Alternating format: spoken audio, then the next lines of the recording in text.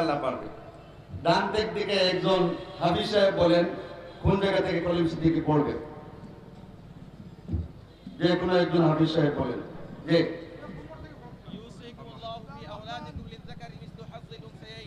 শুনছো শুনছো মাশাআল্লাহ, তার দুই হাত উপর থেকে পড়ো।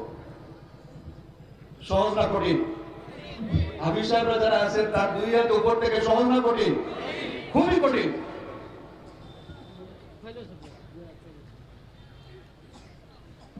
আসসালামু আলাইকুম ওয়া রাহমাতুল্লাহি ওয়া বারাকাতুহু।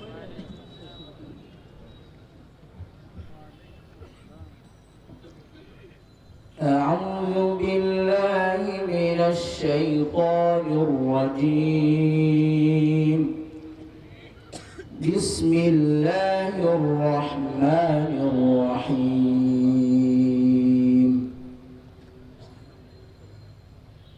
وليخشى الذين لو تركوا من خلفهم ذرية ضعافا خافوا عليهم فليتقوا الله وليقولوا قولا سديدا. إن الذين يأكلون أموال اليتامى ظلما إنما يأكلون في بطونهم نارا وسيصلون سعيرا. يوصيكم الله في أولادكم للذكر مثل حظ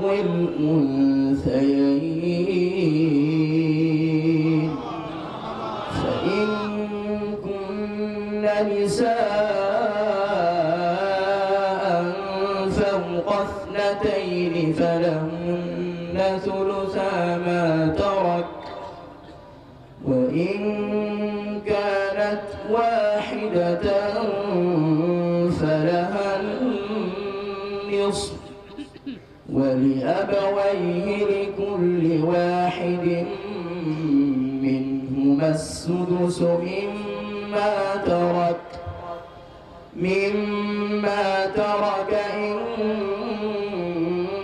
كان له ولد، فإن لم يكن له ولد وورثه أبواه فلأمه الثلث، فإن كان له إخوة فلأمه السدس من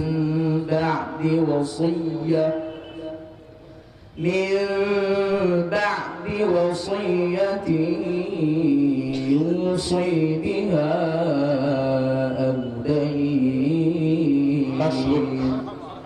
صدق الله العظيم. সম্মানিত সিলেটবাসী, আমরা উল্টা যতই প্রশ্ন করি কলিম সিদ্দিকীকে কেউ এই পর্যন্ত আটকাতে পারে নাই। বলেন আলহামদুলিল্লাহ।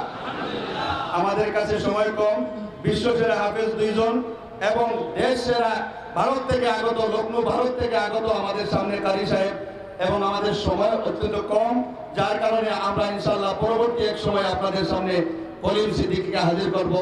আজ এ পর্যন্ত এই কলিম সিদ্দিকীর মাশাআল্লাহ আমাদের ইমাম সমিতির কোষাধ্যক্ষ এবং কাজলচা জামে মসজিদের সম্মানিত ইমাম ও খতিব আমার উস্তাদ হযরত মাওলানা কারি শহীদ আহমদ দামত বারাকাতুল আলিয়ার পক্ষ থেকে কলিম সিদ্দিকীকে 1000 টাকা। মারহাবা মারহাবা মারহাবা।